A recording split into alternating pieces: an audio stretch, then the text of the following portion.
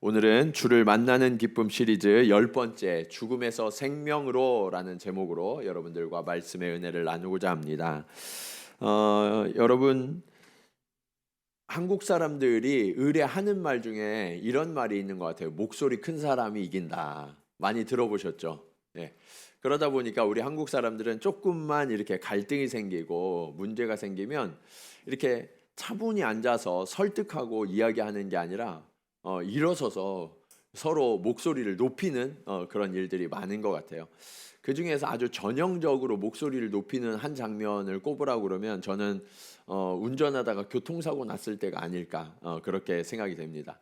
교통사고를 이렇게 당해보신 그런 경험이 여러분들 한두 번 정도는 있으실 텐데, 두 대의 차가 가다가 이렇게 접촉해서 사고가 나면 대부분 쌍방과실이잖아요. 그런데 이 한국 사람들은 목소리를 먼저 크게 높이는 사람이 이긴다는 이 생각 때문에 어떤 사람은 막 차에서 내려가지고 당신 내리라고 막 그러면서 윽박 지르고 이러는 일들을 우리가 심심치 않게 볼 수 있어요.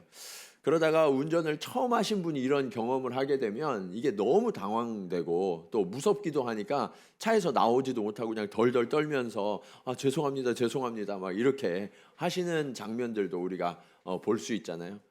이제 교통사고가 나면 그렇게 끝나는 게 아니라 대부분 이렇게 경찰이 오거나 보험사에서 오잖아요. 이 손해사정인이 와가지고 이 쌍방 과실이어도 누가 더 많은 과실을 했는지 그런 것을 따지게 되는데, 그때 예상치 못한 일들이 벌어질 때가 있어요. 그게 뭐냐면 당연히 내가 잘한 줄 알고 막 목소리를 막 높이고 큰 소리를 쳤는데 나중에 경찰이나 이 보험사에서 판정한 걸 보니까 내가 더 잘못한 거예요.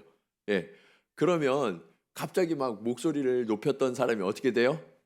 꼬리를 탁 내리죠. 꼬리를 탁 내리고 어떨 때는 말도 제대로 하지 못하고 그냥 주랭랑 칠 때가 있는 것 같아요. 그런데 이것이 우리가 일상에서만 그런가? 우리가 이럴 때뿐만 아니라 신앙생활 할 때도 그럴 때가 있다는 거예요. 심지어는 우리가 교회 내에서도 그럴 때가 있어요. 우리는 왜 주님을 믿고 따른다고 하는데 이런 모습을 벗어나지 못하는 걸까요? 내가 더 잘했고 내가 옳다고 하는 마음들이 우리 안에 있기 때문이죠. 우리는 예수 그리스도를 믿고 따른다고 하는데 예수 그리스도의 모습을 나타내기보다 세상의 방식, 세상의 문화의 습관에 젖어서 그대로 살아갈 때가 많다는 거예요. 그래서 저는 오늘 여러분들과 함께 오늘 본문 말씀을 통해서 우리가 어떻게 하면 주님을 더욱더 깊이 따르는 주의 제자들이 될 수 있을까? 말씀을 통해서 함께 살펴보고 결단하는 은혜의 시간이 되기를 원합니다. 자, 주님을 따르려면 어떻게 해야 하는가? 첫 번째로 우리 자신을 먼저 돌아보셔야 돼요. 오늘 본문에는 주님이 계신 곳에 아주 소란스러운 일이 발생하고 있습니다. 3절 말씀 우리 같이 한번 읽어볼까요? 자, 시작.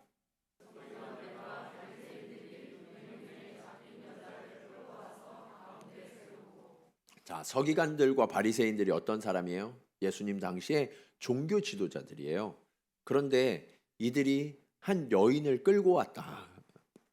그것도 음행 중에 잡힌 여인이었다라고 말씀하고 있죠. 이 여인을 끌고 왔는데 어떻게 끌고 왔을까요? 아주 부드럽게 이렇게 모시고 왔을까요?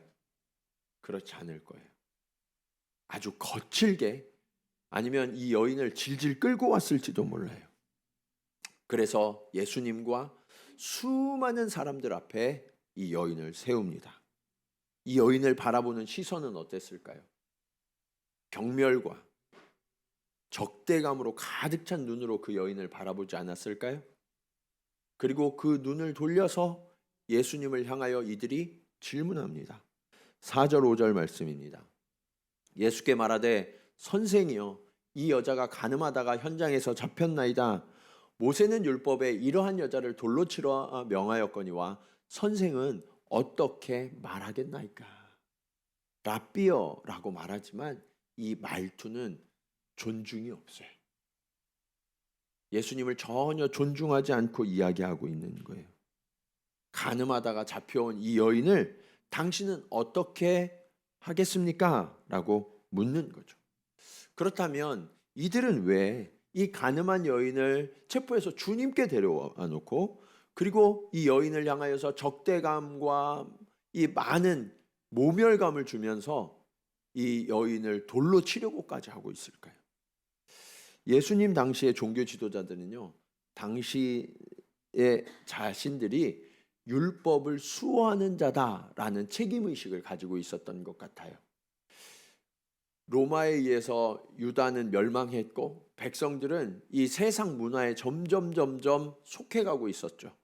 이 하나님의 율법을 자신들이 지켜내지 않으면 이스라엘은 언제고 또다시 완전히 말살될지 모른다라는 위기감에 이들은 어떻게 해서든 이 율법을 지켜내려고 하는 열심을 다하고 있었던 거예요.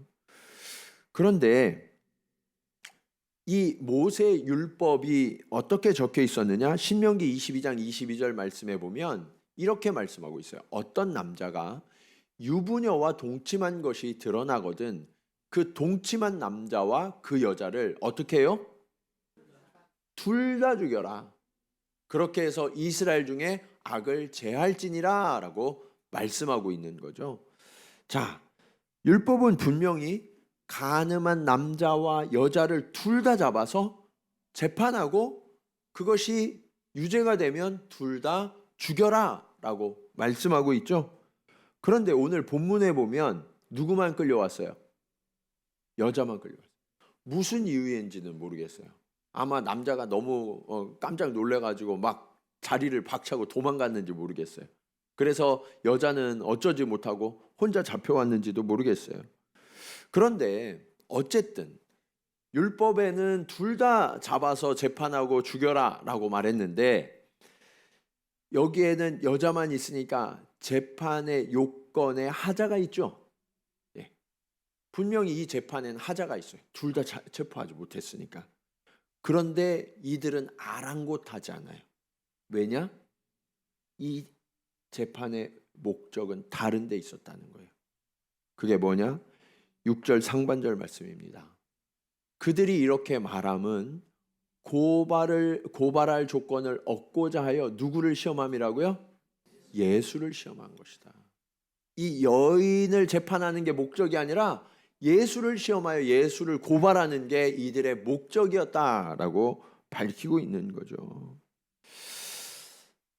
우리는 성경을 읽으면서 이 서기관, 바리새인 이런 사람들의 이야기를 자주 만나요. 그러다 보니까 이들은 정말 나쁜 사람들이구나. 예수님을 늘 시험하고 대적하고 나중에는 십자가에 못 박아서 죽게까지 만드는 그런 악한 사람들이구나. 이런 생각을 하고 있단 말이에요. 그런데 원래 이 서기관, 바리새인은 어떤 사람들이에요? 어떻게 해서든 이 하나님의 말씀을 지키고 그 율법대로 살아내기 위하여서 부단히도 애를 쓰던 사람들이죠. 어떻게 하면 이 백성이 거룩한 백성이 되어서 하나님의 뜻을 떠나지 아니하고 하나님 안에 머물러 있을까? 그것을 위하여서 끊임없이 노력했던 사람들이 바로 이 서기관이요 바리새인들이었단 말이에요. 그렇다면 그렇게 하나님을 향한 아름다운 열심을 가지고 있었던 사람들이 어떻게 하나님이 보내신 그 아들 예수 그리스도를 날마다 시험하고 대적하고 십자가에 못 박아 죽이는 그런 일을 하게 됐을까 하는 거예요.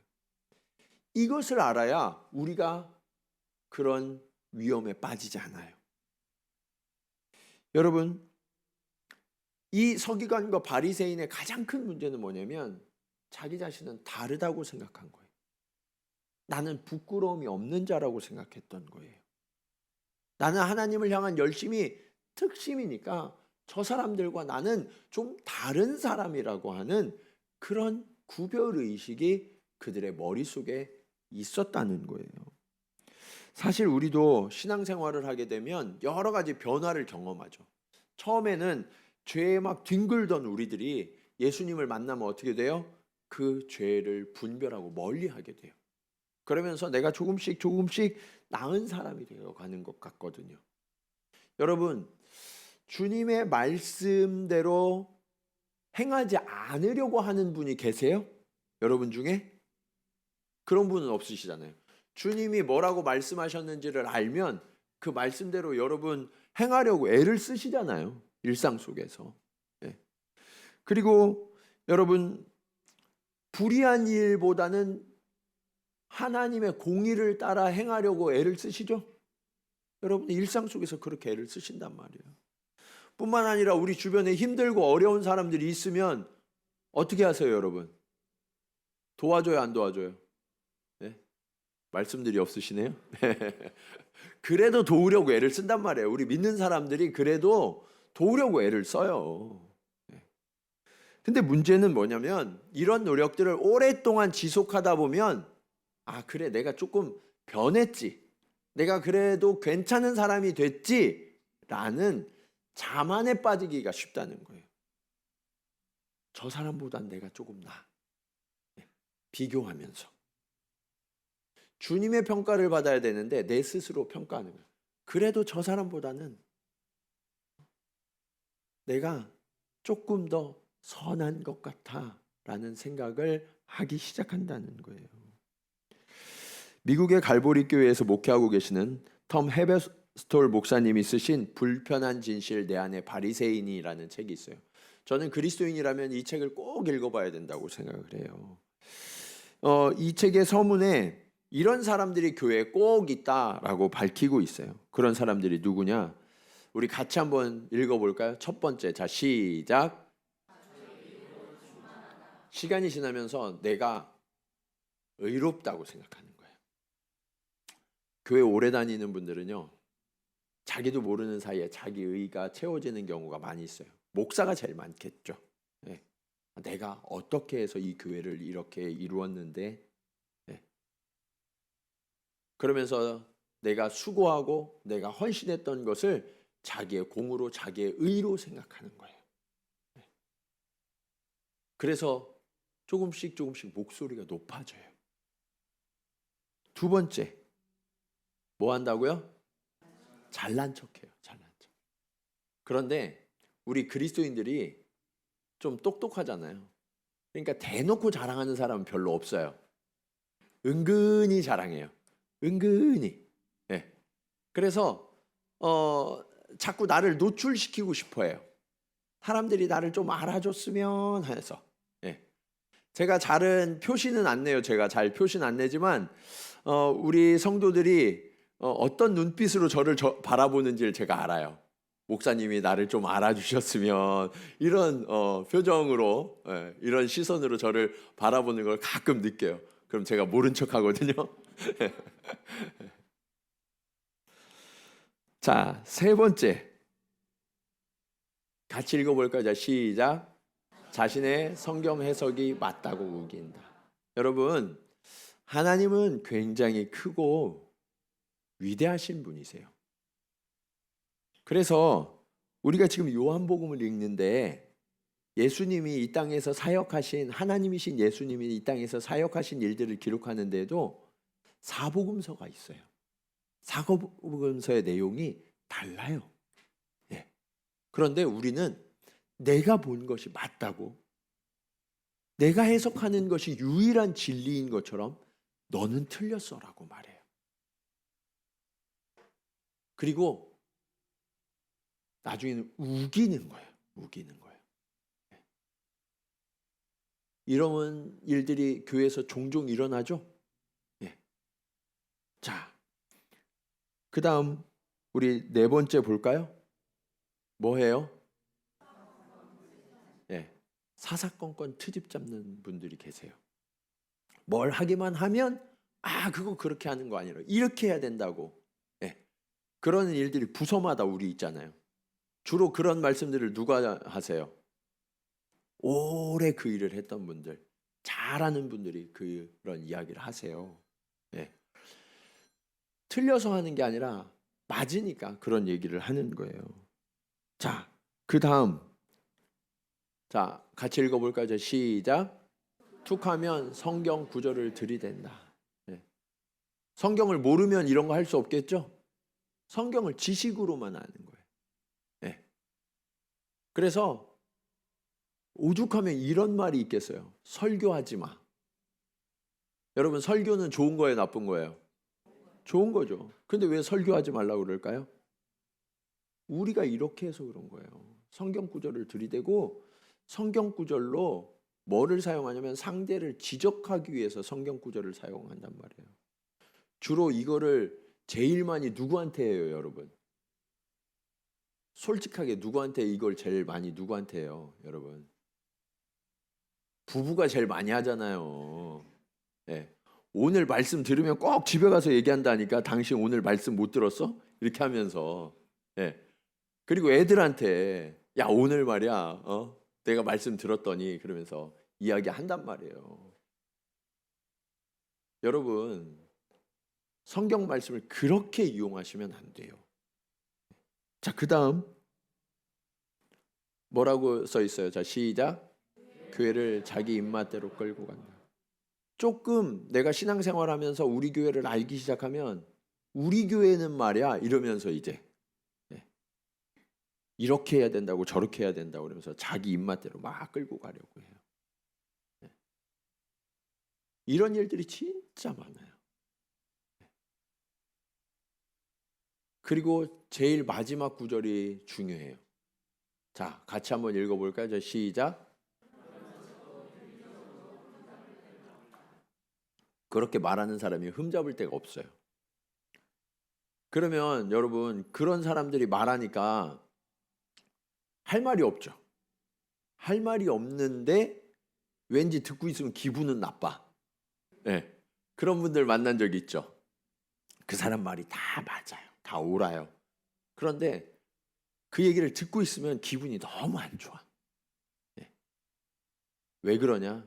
우리 안에 바리새인이 있기 때문에 그래요. 그래서 여러분, 여기에 나온 이 내용들 중에 하나라도 나에게 해당되는 게 있으면 내 안에 바리새인이 지금 자라나고 있는 거예요. 네. 이것들을 물리쳐야 돼요. 네. 여러분, 우리 옆에 계신 분들하고 한번 이렇게 인사합시다.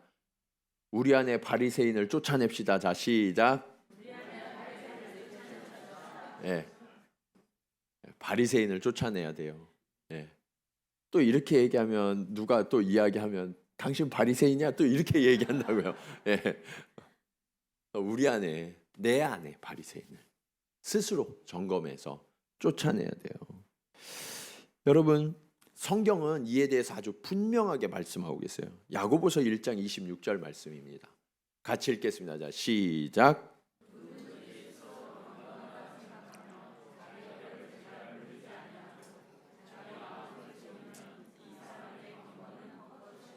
여러분, 우리가 예수를 따르면 경건해지잖아요. 그런데 내가 경건하다고 스스로 생각하면서 다른 사람들을 이렇게 험담하거나 또 판단하는 그런 생각이 내 안에 들어오면 그 경건은 헛것이라는 거예요. 네. 여러분, 제가 자주 우리 교회에서 말씀드리는 게 있어요. 그게 뭐냐? 뒷담화 하지 마라. 왜 이야기를 목사가 자주 할까요? 그리스도인들이 뒷담화를 너무 많이 해. 솔직하게 우리. 네. 말씀을 지식으로 받으면 안 되고요. 내 삶에 적용을 해야 돼요. 여러분, 없는 사람 얘기는 하지 마세요. 누가 없으니까 우리 얘기할 때 많잖아요. 그 사람 앞에서 할 수 있는 이야기가 아니면 하면 안 되는 거예요. 이해되셨어요? 네. 우리 옆에 분들하고 한 번 더 결단하면서 인사합시다. 네. 없는 사람 얘기는 하지 맙시다. 자, 시작. 네. 나중에 우리 교회에서 누가 없는 사람 얘기하면 그땐 얘기하세요. 목사님 없는 사람 얘기하지 말랬어. 왜냐하면 이게 악에 속하는 거예요. 네, 악에 속하는 거예요. 거기에서 나와야 돼요. 네. 여러분, 우리 스스로 경건하다 생각하시면 안 돼요. 내 자신을 잘 돌아봐야 돼요. 우리의 생각과 우리의 혀를 절제하지 못하면 우리의 경건은 헛된 것이라고 성경은 아주 명확하게 말씀하세요. 왜냐하면 저와 여러분 모두가 주님의 은혜 앞에서는 모양과 정도가 다를 뿐 다 죄인이기 때문이죠.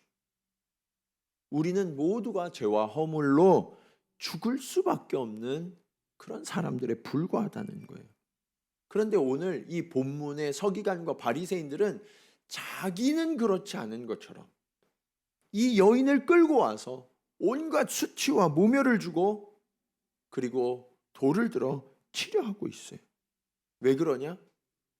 사실은 자신들 안에 있는 그 수치와 더러운 것이 드러나는 게 두려웠던 거예요. 그래서 가면을 써요. 가면을 쓴 사람들의 특징이 있어요. 어떤 사람이냐면 나의 아픔과 나의 상처가 똑같은 사람을 용서하지 못해요. 그래서 더 발끈해요. 내 실수, 나의 허물, 그것과 똑같은 죄를 범하고 실수하는 사람들을 보면 용서가 되지 않아요. 네. 여러분, 주님 앞에서는 이 가면을 벗어야 돼요. 신앙생활하면서 가면을 벗어야 돼요. 가면을 벗고 진실된 모습으로 우리가 주님 앞에 섰을 때 그때 비로소 우리는 주님의 용서를 얻게 되는 거예요. 네. 주님이 이 땅에 오신 이유는 무엇일까요? 우리 스스로는 도저히 해결할 수 없는 그 문제, 너무 수치스러워서 가리려고 했던 그 문제를 주님이 대신 죽으심으로 말미암아 그 죄값을 치러주시고 우리를 용서하시기 위하여 이 땅에 오셨음을 믿으십니까? 그렇다면 우리는 이제 그 가면을 벗어야 돼요. 있는 모습 그대로 주님 앞에 내어 보이고 또 우리 공동체가 그 있는 모습 그대로를 서로 받아주고 인정하고 이해하고 용서하고 서로를 격려하면서 우리의 얼굴이 은혜의 얼굴로 바뀌어가는 것을 서로 바라볼 수 있어야 돼요. 사랑하는 여러분, 이제 주님 앞에서 진실된 얼굴로 서서 서로를 용납하는 저와 여러분 우리 공동체가 되기를 주님의 이름으로 간절히 축원합니다. 자, 그렇게 되어야만 하는 이유가 두 번째 교훈으로 이어져요. 주님 앞에서는 우리의 허물이 남김없이 드러나기 때문이에요. 우리가 아무리 가면을 써도 주님 앞에서는 결국 다 드러나게 되어 있어요. 오늘 예수님과 이 여인의 주변에는 서기관과 바리새인만 서 있었던 것이 아니라 선동된 이 유대인들이 돌을 들어서 이 여인을 치려고 서 있었어요. 여러분, 지금 프랑스에서 일어나고 있는 일들을 언론을 통해서 여러분 들으셨을 거예요. 어떤 일이 일어나고 있어요? 프랑스의 폭동이 지금 끊어지지 않고 있죠. 그런데 출발은 어땠나요? 한 알제리계의 소년이 운전하면 안 되는데 운전을 하고 갔던 것 같아요. 경찰이 서라고 제지했는데 그가 너무 두려워서 서지 않고 그냥 도망을 쳤죠. 경찰들이 뒤에서 총을 쐈는데 이 소년이 그만 총에 맞아서 사망하고 말았어요. 이것이 알려지면서 이 프랑스 사람들이 막 이 경찰의 과잉 대응에 대해서 분노하기 시작했어요. 그래서 시위가 벌어졌죠. 이 죽은 소년을 위로하고 이 프랑스 경찰의 과잉 진압에 반대하는 그런 시위 행진이 이어졌는데 시간이 지나면서 어떻게 됐어요? 이 군중 심리가 막 선동되기 시작하는 거예요. 그러니까 이 분노로 가득 차서 지금 어떤 일이 벌어지고 있어요? 거리에 상점마다 불타고 있고요. 약탈이 자행되고 있고요. 지나가던 차들은 불타고 있어요. 이것이 너무나 심하니까 이 불쌍하게 죽은 이 알제리계 소년의 어머니가 방송에 나와서 이런 과격한 시위와 경찰의 이 과잉 대응을 좀 자제해 달라고 눈물로 호소하고 있는데 어느 측도 들어주지 못하고 있어요. 양쪽 다. 선동되어서. 그 정도는 아니지만요, 지금 이 여인을 둘러싼 유대인들의 모습이 그래요. 이들이 선동되어 가지고 적대감으로 가득 차서 이 여인을 향해서 돌을 들어 지금 막 치려고 하는 일촉즉발의 순간이란 말이에요. 바로 이때 주님은 아주 지혜롭게 행동하셨어요. 6절 하반절 말씀입니다. 같이 읽어볼까요? 자, 시작. 여러분, 예수님이 뭐 하셨대요? 손가락으로 땅에 쓰셨어요. 네. 이 말씀을 보시면서 어떤 분들은 도대체 뭐라고 쓰셨을까? 이게 궁금하신 분들이 계세요. 성경이 말씀하지 않는 건 모르셔도 되기 때문에 말씀 안 하시는 거예요. 그러니까 굳이 그거를 알려고 하실 필요가 없어요. 다만 주님이 왜 이렇게 하셨냐라는 것을 우리가 알아야죠.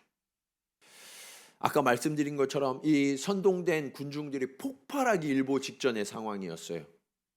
그때 예수님이 어떤 대답을 한들 이들이 들었을까요?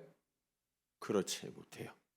그러니까 예수님은 아무 말씀도 하지 아니하시고 오히려 그들의 시선이 주님께로 집중되도록 모으고 계시는 거예요. 여인을 향했던 그들의 시선이 주님께로 돌려지는 순간이에요. 그리고 그들의 눈이 땅을 향하도록 주님이 땅에 글을 쓰세요.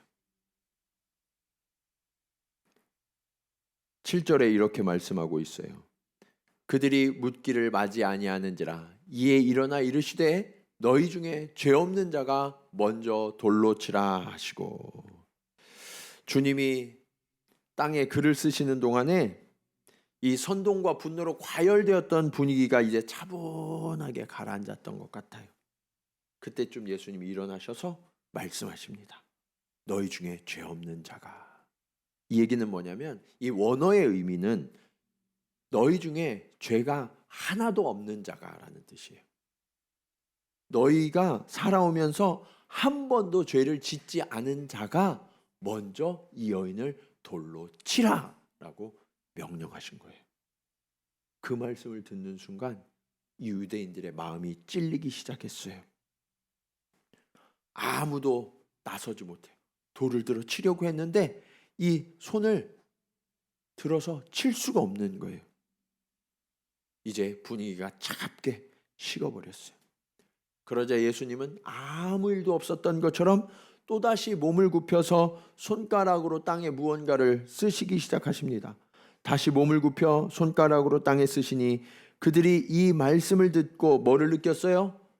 양심의 가책을 느껴 어른으로 시작하여 젊은이까지 하나씩 하나씩 나가고 오직 예수와 그 가운데 섰는 여자만 남았더라. 저는요, 예수님의 지혜가 정말 놀랍다는 것을 이 말씀 속에서 알았어요. 예수님이요, 만약 그들을 적대하는 눈으로 그 유대의 군중들을 쳐다봤으면 어떻게 됐을까요? 지금 프랑스에서 벌어지는 일들이 벌어지는 거예요. 네, 적대와 적대가 만나니까. 그런데 예수님 어떻게 하셨어요? 그들을 쳐다보지 않으셨어요. 그들이 마음의 양심이 찔리는 것을 아셨지만 예수님은 그들을 바라보지 않으셨어요. 오히려 땅을 바라보셨어요. 그리고 무언가를 쓰셨어요. 그러는 동안에 이들은 자신의 양심의 가책을 느꼈어요. 자신들도 이 여인과 별반 다르지 않는 죄인이라는 것을 깨닫게 된 거죠. 그래, 맞아. 나도 드러나지 않아서 그렇지, 들키지 않아서 그렇지, 이런 죄가 있는데. 그것이 생각난 거예요. 결국 어떻게 됐어요? 높이 쳐들었던 그 돌을 던지려고 했던 손이 힘이 빠져요. 그리고 돌을 하나씩 툭툭 내려놓는 소리가 들려요.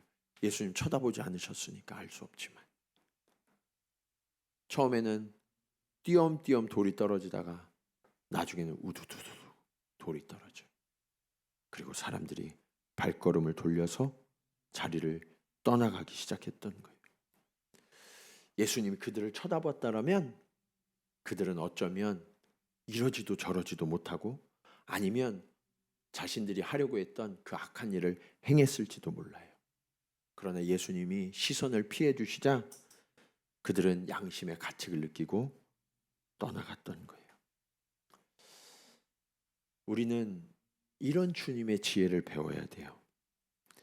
유대인들은 조금 전 이 여인이 간음하는 현장, 여러분 간음하는 현장을 덮쳤으니까 얼마나 부끄러웠겠어요. 그렇죠? 그 순간 이 여인은 이미 죽은 것과 같은 거예요. 그런 여인을 끌고 와서 세워놨으니 그 여인의 마음이 어땠겠어요? 그들은 주님 앞에서까지 그 여인을 정죄했어요. 심판했어요. 그러나 우리 예수님은 어떠셨어요? 우리 자비하신 예수님은요, 이 돌을 들어 치려던 사람들의 은밀한 죄를 다 알고 계시죠. 근데 드러내셨어요? 안 드러내셨어요? 드러내지 않으셨어요. 아는 척하지 않으셨어요. 못 본 척 해주신 거예요. 그러자 그들은 스스로 깨닫고 돌을 내려놓고 돌아갔던 거예요. 이것이 주님의 은혜예요. 여러분, 우리도 사실은 주님이 이렇게 오랫동안 참아주셔서 이 자리에 있는 자들 아닙니까? 주님이 못 본 척 해주셔서 우리가 여전히 괜찮은 사람인 척하면서 이렇게 살아오고 있는 자들 아닙니까? 그것을 알아야 돼요. 주님이 우리를 참아주시고 덮어주셨다는 거예요. 이 은혜가 오늘 말씀의 마지막 교훈으로 이어져요. 주님은 우리에게 참 자유를 주시는 분이세요. 10절과 11절 말씀 보실까요? 예수께서 일어나사 여자 외에 아무도 없는 것을 보시고 이르시되 여자여 너를 고발하던 그들이 어디 있느냐? 너를 정죄한 자가 없느냐? 대답하되 주여 없나이다. 예수께서 이르시되 나도 너를 뭐하지 않아요? 정죄하지 아니하노니 가서 다시는 죄를 범하지 말라 하시니라. 여러분, 예수님이 이 여인에게 너 죄가 없어 라고 말씀하신 건 아니에요. 죄가 있어요. 그런데 정죄하지 않으시겠다는 거예요. 정죄하지 않으시겠다. 그리고 다시는 이 같은 죄를 범하지 말라고 경고하시죠. 이렇게 하신 이유가 있어요. 요한복음 3장 16절 여러분들 너무 잘 외우잖아요. 근데 3장 17절은 잘 몰라요, 사람들이. 17절을 꼭 아셔야 돼요. 같이 읽어볼까요? 자, 시작.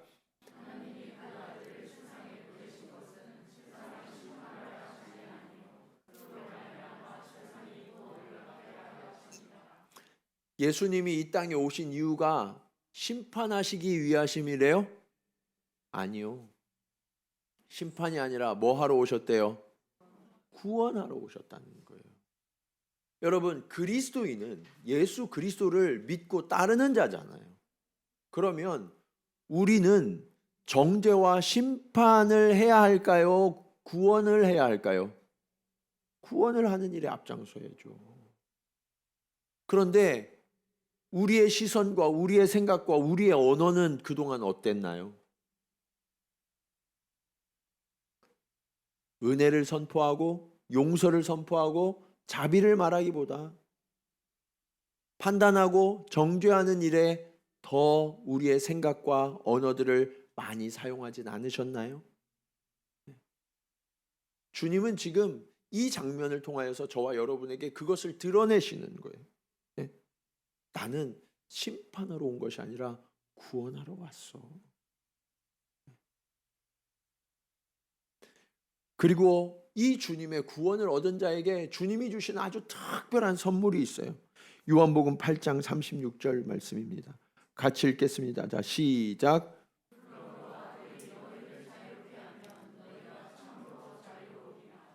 여러분, 주님이 저와 여러분을 자유롭게 하셨음을 믿으십니까? 우리는 자유로운 자가 됐어요. 우리가 왜 다른 사람들을 판단하고 정죄하냐면 내가 자유롭지 못해서 그런 거예요. 여러분이 진짜 자유로우면요, 다른 사람들도 자유롭게 하실 수 있어요. 여러분은 주 안에서 자유로운 자임을 믿으시기 바랍니다. 자유를 선포하는 자들이 되어야 돼요. 예수님을 제대로 만난 사람은 예수님이 십자가에서 흘리신 그 피로 말미암아서 저와 여러분의 죄와 허물의 모든 문제가 완전히 그리고 영원히 해결됐음을 믿는 자예요. 그래서 혹시 여러분의 마음 가운데 여전히 죄책감과 여러 가지 어려움들로 인하여서 내 마음에 착고가 채워진, 수갑이 채워진 사람들이 있다면 주님이 그것을 풀어 자유케 하셨음을 믿으셔야 돼요. 더 이상 과거의 상처와 아픔과 죄책감이 여러분을 짓누르도록 허용하지 마세요.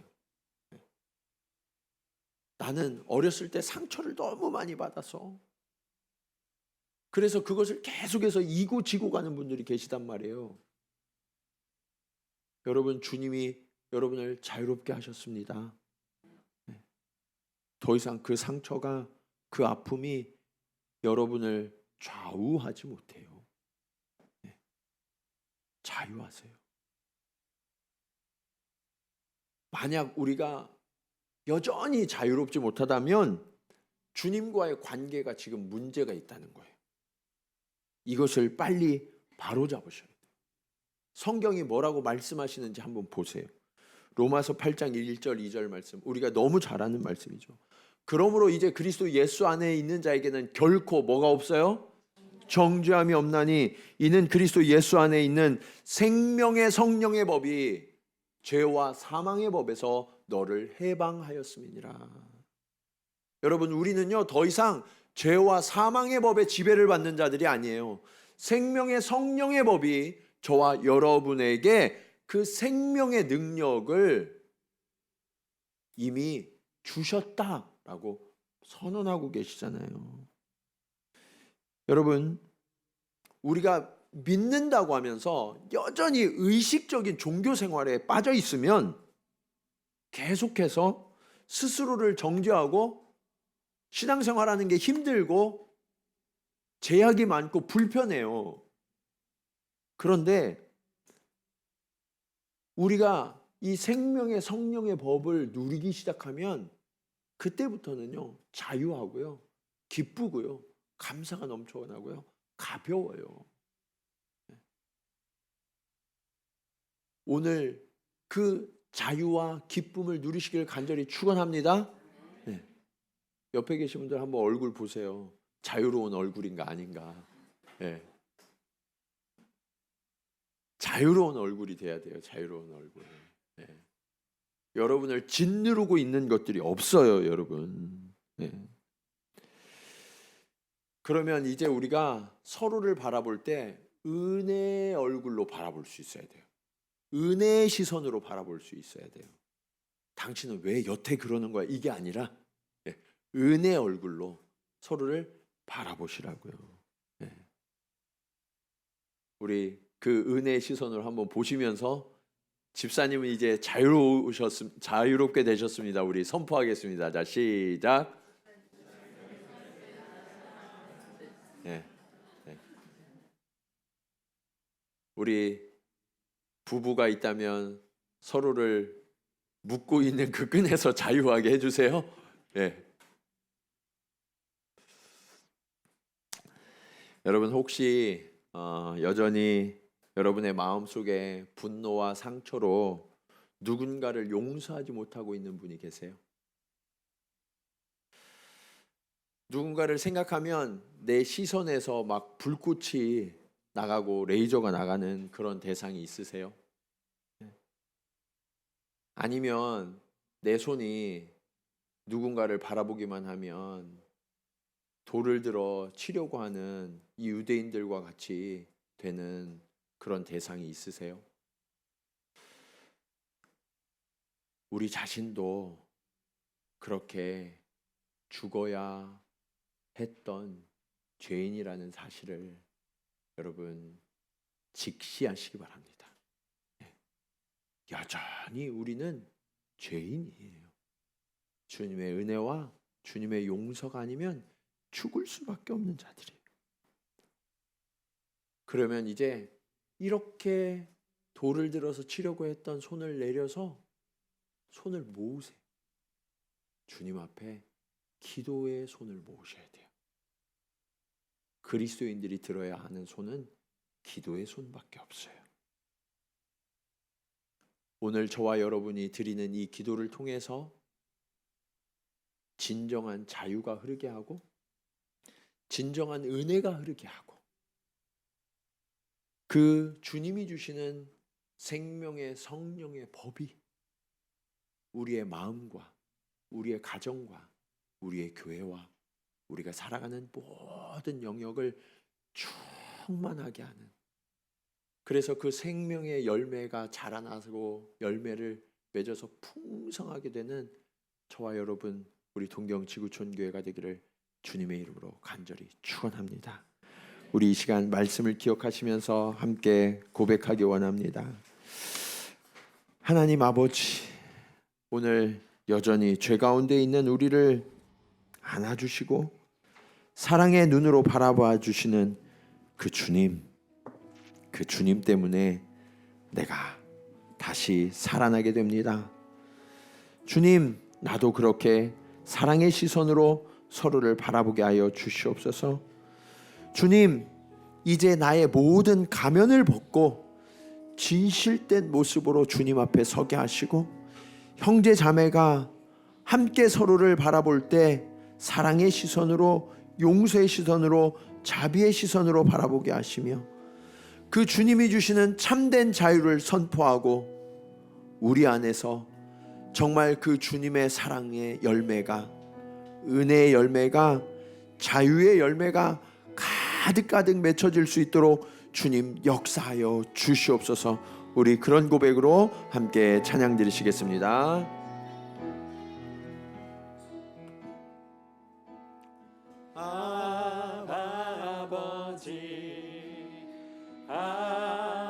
아버지, 나를 부르시고 바라보시는 아버지,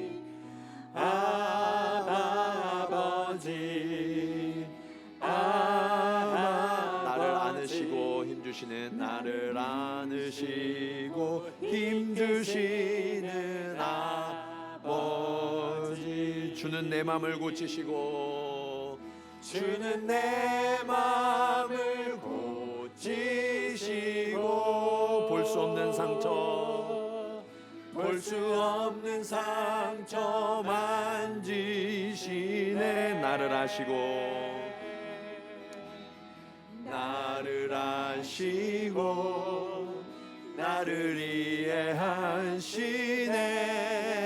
내 영혼 새롭게 세우시네. 아버지,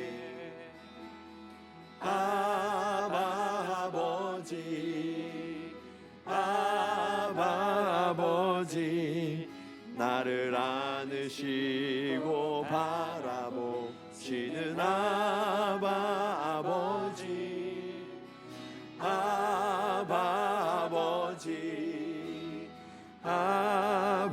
아버지, 나를 도우시고 힘주시는 아버지, 주는 내 맘을 고치시고, 볼 수 없는 상처 만지시네.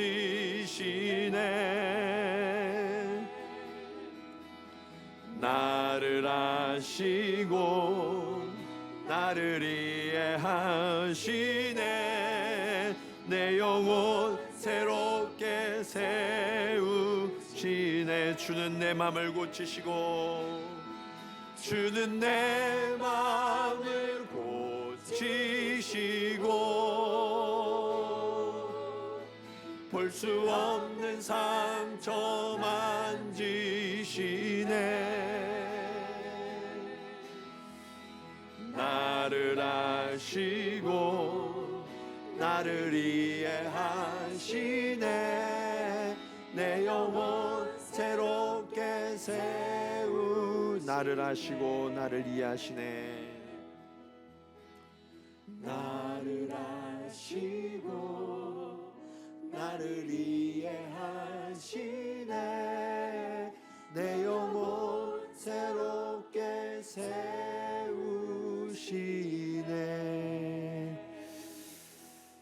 그렇습니다.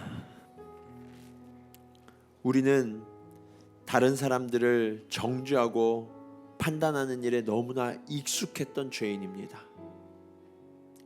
우리 안에 바리새인이 살고 있었습니다.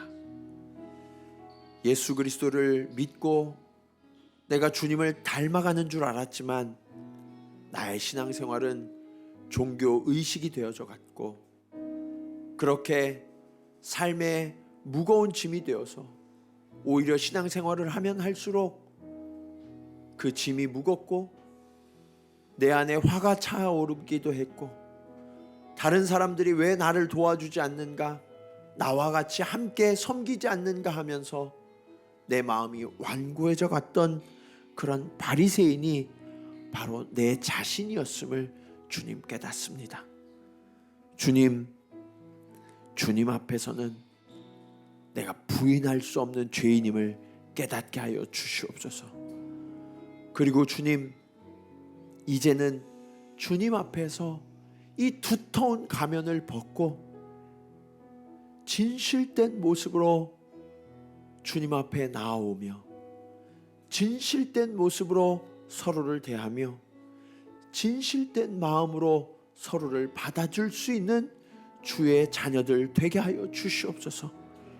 주님, 안 그런 척 그런 척 하는 것들을 이제 멈추게 하시고, 주님이 나를 어떻게 대하시는지 주님 깨닫게 하셔서 심판하러 오신 주님이 아니라 구원하러 오신 주님, 때로는 나의 죄와 허물을 아시지만 시선을 돌려서 내가 회개하기를 기다려주셨던 그 주님의 그 사랑을 나도 본받으며 나도 실천할 수 있도록 주님 인도하여 주시옵소서.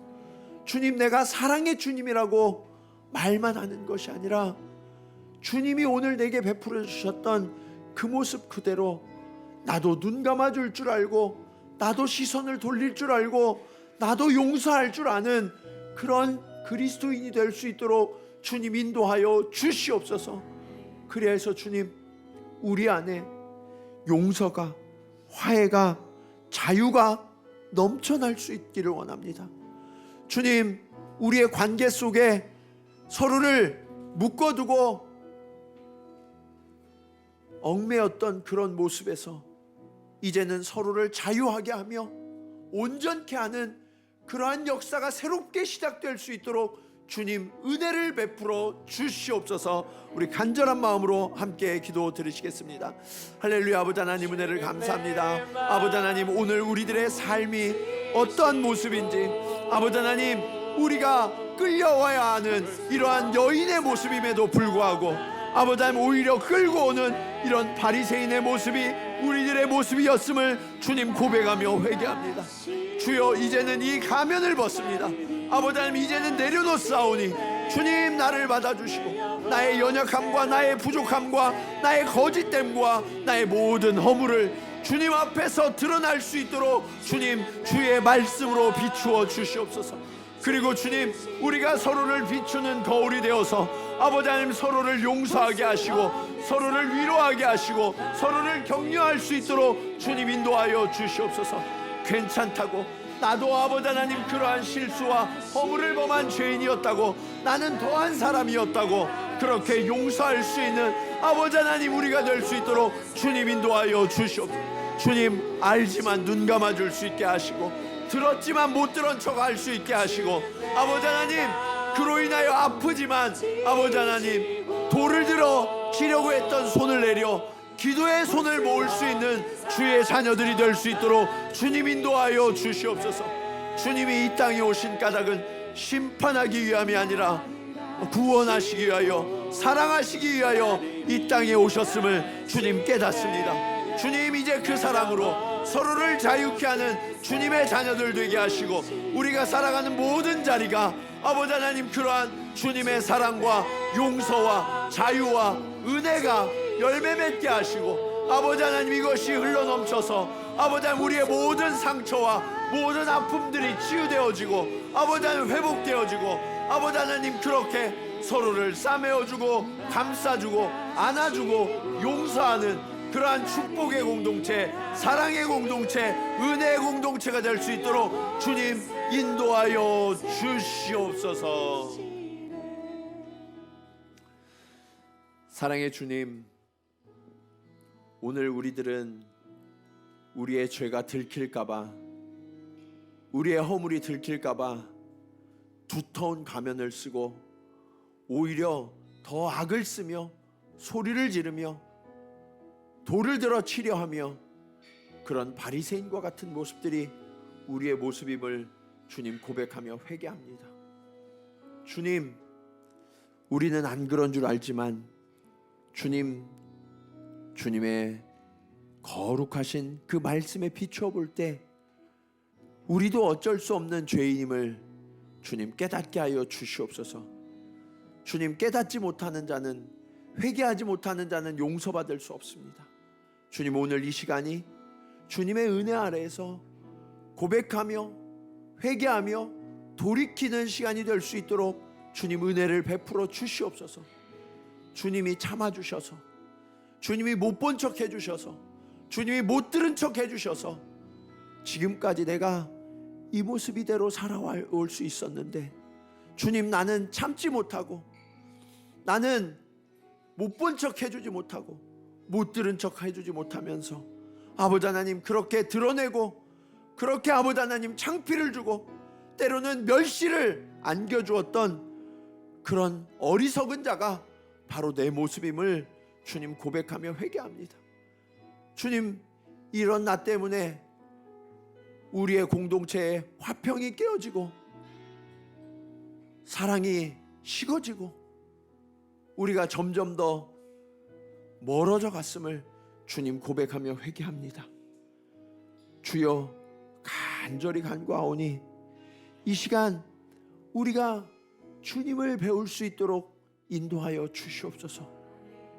성령으로 우리를 가르쳐 주셔서 주님의 시선을 배우게 하시고 주님의 언어를 배우게 하시고 주님의 태도를 배우는 참된 그리스도인이 되게 하여 주시옵소서.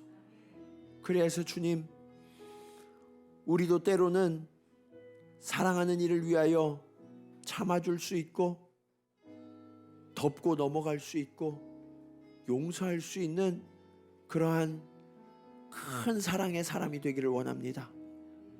주여, 우리 공동체가 그렇게 어떠한 허물도 어떠한 문제도 서로 감싸주고 함께 위로하고 함께 울어주며 그렇게 함께 자라갈 수 있도록 주님 인도하여 주시옵소서. 우리 성도들의 가정마다 이러한 은혜가 넘쳐나기를 원합니다. 주님, 이러한 사랑이 넘쳐나기를 원합니다. 이러한 자유가 넘쳐나기를 원합니다. 주님, 그렇게 우리가 치유받고 회복되고 변화받고 구원 얻어서 이제는 그 주님과 함께 걸어가는 주의 복된 자녀들 되게 하여 주시옵소서. 이제는 십자가의 피 흘리심으로 우리를 자유케 하신 예수 그리스도의 은혜와 한이 없이 우리를 참아주시고 우리를 용서하시는 아버지 하나님의 크신 사랑하심과 성령님의 감화감동 교통하심이 오늘 말씀을 따라 우리가 우리 안에 있는 바리새인을 바라보고 우리 안에서 분노하고 있는 그 손을 내리고 이제는 기도의 손을 모으며 주님과 함께 따뜻한 시선으로 따뜻한 손길로 서로를 안아주고 품어주고 위로하며 나아가기로 결단하며 나아가는 사랑하는 성도들의 걸음걸음 가운데 은혜의 공동체 위에 이제로부터 영원토록 함께 하시기를 간절히 축원하옵나이다. 아멘.